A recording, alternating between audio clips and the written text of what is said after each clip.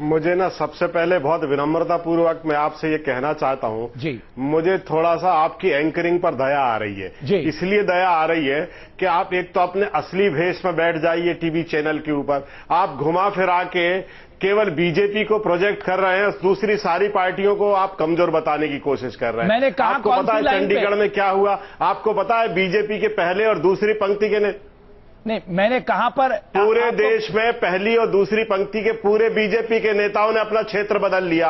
आप ये नहीं बता रहे हैं, आप ये नहीं बता रहे हैं कि राजनाथ सिंह ने 4 बार क्षेत्र बदल लिया, उमा भारती जी ने 5 बार क्षेत्र बदल लिया। आप ये नहीं बता रहे हैं कि बीजेपी के पूरे नेता 4-4, 5-5 बार क्षेत्र बदल रहे हैं। पूरे देश में जिस तरह से बीजेपी के कैंडिडेट को लेकर असंतोष और बेचैनी है वो नहीं दिखा रहे हैं आप। मुकेश नायक साहब, पहली बात मैं आपको ये बताऊं कि किसी के क्रेडेंशियल पे आपको सवाल नहीं उठाना चाहिए जिसके इतिहास के बारे में आप नहीं जानते, पहली बात। और दूसरी बात, मैंने राजनाथ सिंह को लेकर, आप शायद मेरे कार्यक्रम कम देखते हैं, मैंने सबसे ज्यादा राजनाथ सिंह को नहीं है, सबसे ज्यादा राजनाथ सिंह के मुद्दे पर अगर सवाल उठाया न्यूज नेशन में हमने उठाया कि साहब वो लखनऊ क्यों जा रहे हैं। बहरहाल मैं इस मुद्दे पर नहीं आना चाहता हूं, आपका अपना नजरिया है। पूरे देश में बीजेपी के कैंडिडेट्स को लेकर जितना असंतोष और बेचैनी है वो एक भी बार आपने नहीं दिखाया। आपके देर से मैं आपकी बात सुन रहा हूं। आपके नेता भी चुनाव ज्यादातर 90% नेता बाहर से लाए हुए हैं बीजेपी में। चलिए एक रिपोर्ट हम दिखा रहे हैं, आपको सब सच्चाई पता लग जाएगी। मुकेश नायक साहब आप बने रहिए। कथित मोदी लहर पर बीजेपी में मची कलह भी भारी पड़ती दिख रही है। वाराणसी, लखनऊ के बाद अब डुमरियागंज और देवरिया में भी उम्मीदवारों को लेकर पार्टी 2 गुटों में बटी दिख रही है। हरियाणा में भी टिकटों का बंटवारा पार्टी के लिए मुसीबत का सबब बन गया है। मोदी लहर पर सवार होकर देश की सत्ता पर कब्जा करने का सपना देख रही बीजेपी में इन दिनों बगावत के सुर भी तेज होते जा रहे हैं। जिन नेताओं को टिकट नहीं मिल पाया है वो और उनके समर्थक अब अपनी ही पार्टी के लिए मुसीबत बनते जा रहे हैं। बगावत का एक ऐसा ही नजारा चंडीगढ़ में भी देखने को मिला। चंडीगढ़ से बीजेपी ने फिल्म अभिनेत्री किरण खेर को उम्मीदवार बनाया है। मंगलवार की दोपहर किरण खेर जब चंडीगढ़ पहुंची तो एक तरफ समर्थकों ने उनका जोरदार स्वागत किया तो वहीं दूसरी तरफ बीजेपी के कुछ कार्यकर्ताओं ने बाहरी बताते हुए उनकी उम्मीदवारी का विरोध किया और काले झंडे भी दिखाए। क्यों विरोध कर रहे हैं आप? सर हमें बाहरी कैंडिडेट मंजूर नहीं है क्योंकि चंडीगढ़ की समस्याएं सुनने वाले चंडीगढ़ का लोकल कैंडिडेट होना चाहिए। 3 कैंडिडेट हमारे हैं, किसी को भी उसमें टिकट दिया जाए हम पूरा सहयोग करेंगे। घर से लड़ रही हूँ, चंडीगढ़ मेरा घर है, मैं चंडीगढ़ की बेटी हूँ, हिमाचल की बहू हूँ। मेरे को 100% उम्मीद है ये सारे मेरे भाई बहने मेरे साथ खड़े, क्यों नहीं जीतूंगी? डंके की चोट पे जीत के जाएंगे हम। डंके की चोट पे। अरे हम उनको गले लगा के मना लेंगे, वो हमारे कार्यकर्ता हैं। शायद मुझ में कुछ कमी हो, पूरी कर दूंगी उनके लिए, फिक्र ना करें। बीजेपी में बगावत के सुर गाजियाबाद में भी दिखाई दिए। पूर्व आर्मी चीफ बीके सिंह की गाजियाबाद से उम्मीदवारी का भी विरोध हुआ। बीके सिंह सियासी माहौल का जायजा लेने गाजियाबाद भी पहुंचे, लेकिन पार्टी के दूसरे गुट के कार्यकर्ताओं ने बीके सिंह के खिलाफ नारे लगाए। इस दौरान बीके सिंह के समर्थकों के साथ उनकी झड़प भी हुई। बीके सिंह को टिकट दिए जाने की बात कर रही है तो क्या आपका विरोध है? हमारा विरोध ये है, बीके सिंह को गाजियाबाद के अंदर एक बच्चा भी नहीं जानता, बाहर का टैक्स है। देखिए ऐसा है, आपके घर में भी आपका विरोध होता है कि नहीं? बोलते हैं ना आपको, कोई बात नहीं। कानपुर से टिकट पाने में नाकाम रहे कलराज मिश्रा को देवरिया से चुनाव लड़ने का आदेश पार्टी ने दिया है, लेकिन कलराज के देवरिया पहुंचने से पहले ही उनके खिलाफ विरोध प्रदर्शन तेज होने लगे। देवरिया से टिकट के बड़े दावेदार सूर्य प्रताप शाही के समर्थक कलराज की उम्मीदवारी का विरोध कर रहे हैं। अब इसमें मैं कुछ कह नहीं सकता, ये पार्टी का अपना आईना होगा। लोगों को लग रहा है वहां पर कि मेरे साथ अन्याय हुआ है। मुझे लगता है कि ये सब ठीक हो जाएगा और पैसिफाई हो जाएगा। पार्टी ने मुझे वहां उम्मीदवार बनाकर भेजा है, मुझे पूरा विश्वास है कार्यकर्ता पार्टी को विजयी बनाने के लिए प्राणपण से जुट जाएगा। हाल ही में कांग्रेस छोड़कर बीजेपी की तारीफ के नगमे गुनगुना रहे जगदम्बिका पाल डुमरियागंज से बीजेपी का टिकट हासिल करके चुनावी वैतरणी पार करना चाहते हैं, लेकिन डुमरियागंज के बीजेपी कार्यकर्ताओं ने पाल साहब के संभावित उम्मीदवारी के खिलाफ बगावत का बिगुल फूंक दिया है। डुमरियागंज से आए कार्यकर्ताओं ने लखनऊ में बीजेपी ऑफिस पर जगदम्बिका पाल के खिलाफ जोरदार प्रदर्शन किया। विरोध जगदम्बिका पाल जी का हो रहा है क्योंकि वो हमारे ना पार्टी के हैं 5 साल तक कार्यकर्ता हमारे उन्हीं से संघर्ष किए हैं, तब जाकर के पार्टी को माननीय नरेंद्र मोदी जी के पक्ष में माहौल वहां तैयार हुआ है। उन्हीं को हम कैसे बर्दाश्त कर सकते हैं।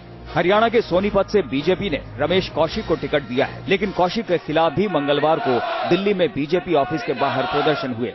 क्यों आप रमेश कौशिक का विरोध कर रहे हैं? रमेश कौशिक का विरोध हम इसलिए कर रहे हैं क्योंकि वो कांग्रेस से आया हुआ एक प्रत्याशी है, उसके ऊपर भ्रष्टाचार के अन्य। रमेश कौशिक का विरोध क्यों कर रहे हैं?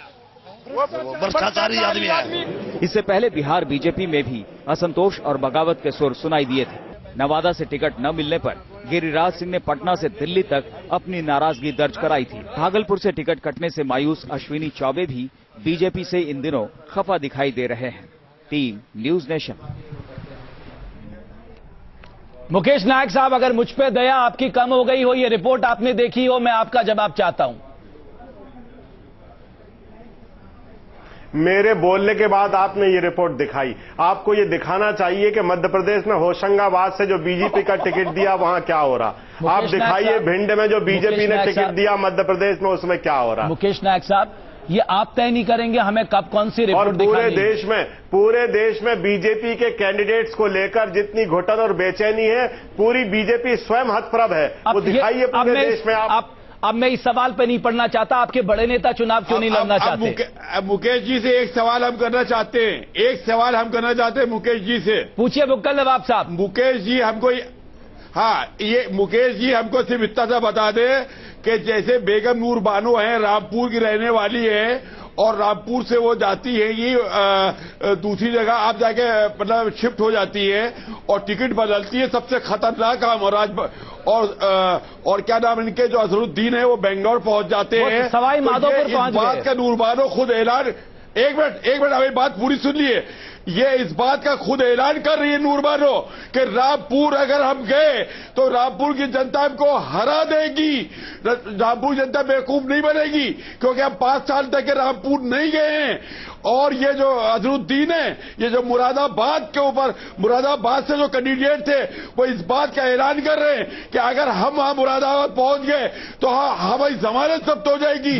तो यहाँ की जनता बेवकूफ बनने वाली नहीं, जहाँ की जनता बेवकूफ बनने वाली है वहां बेंगलोर चलो, बेंगलोर की जनता आसानी से बेवकूफ बन जाएगी।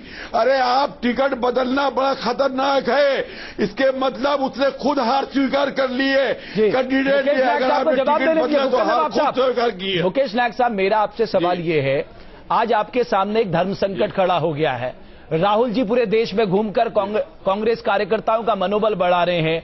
आपके बड़े मंत्री चुनाव लड़ने से मना कर रहे हैं। ये किस तरह का संकेत आपके बड़े नेता दे रहे हैं? देखिए, केवल एक मनीष तिवारी जी का स्वास्थ्य गड़बड़ हुआ है, वो हृदय रोग से पीड़ित है, इसलिए चुनाव नहीं लड़ रहे हैं।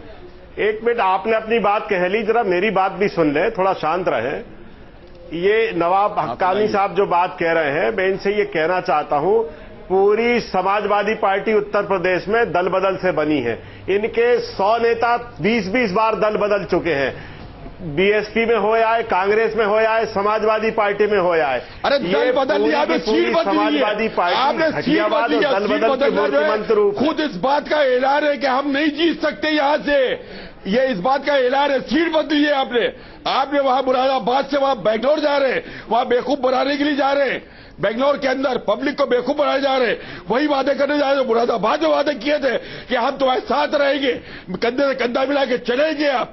आप 5 साल तक के वहां मुरादाबाद गए नहीं हैं। आप डरते हैं, आप जानते हैं कि आपकी जबान जब्त हो जाएगी। अजहरुद्दीन पर फैसला भी हुआ नहीं है साहब। जब फैसला होगा तब आप देख लेंगे। मुकेश नायक साहब, आपकी जानकारी के लिए बता दूं, वो सवाई माधोपुर से लड़ रहे हैं, सवाई माधोपुर से चुनाव लड़ रहे हैं। मुकेश नायक साहब, वो सवाई माधोपुर से टिकट दिया गया उन्हें अजहरुद्दीन पे, मैं आपकी जानकारी के लिए बता दूं।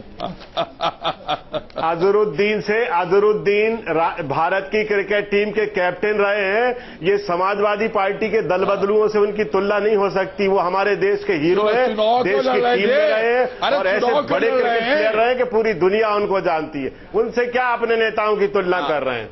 तो ये मुरादाबाद ऐसी कौन सी बात हो गई थी? मुरादाबाद से मुंह क्यों छुड़ा रहे हैं?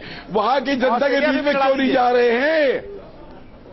चलिए दीपक वाजपेयी साहब, दीपक वाजपेयी साहब, मेरा सवाल आपसे ये है, आप लोगों का ये हमेशा कहना है कि जो लोग नाराज हैं उनको समझाने का प्रयास किया जाए।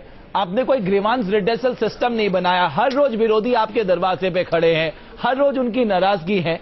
आप जैसे कोई लोग तो उन्हें सुन लें, उनकी नाराजगी दूर करने का प्रयास करें। धक्का देने से तो काम नहीं चलेगा ना।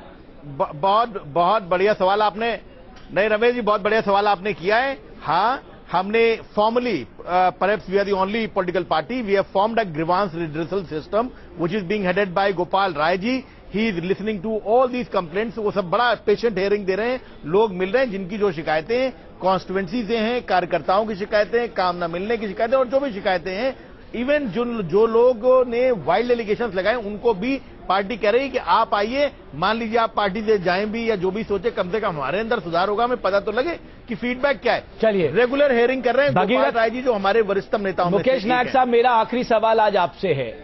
आपके कैंडिडेट भिंड में जो थे, आप बीजेपी से लड़ रहे हैं, भगीरथ प्रसाद साहब, आप उनका आकलन नहीं कर पाए, उनके मूड को नहीं भाप पाए, आप देश का मूड भापने निकले हैं। देखिए, ये बीजेपी दल बदल का महापर्व और महाअभियान इस देश में चला रही है। ये कहते हैं हम विचारधारा वाली पार्टी हैं। हम आरएसएस में राष्ट्रभक्ति की टकसाल चलाते हैं और विचारधारा तैयार करने का काम करते हैं। ये इनकी विचारधारा है कि होशंगाबाद से कांग्रेस के जो सांसद रहे उनको टिकट दे दिया।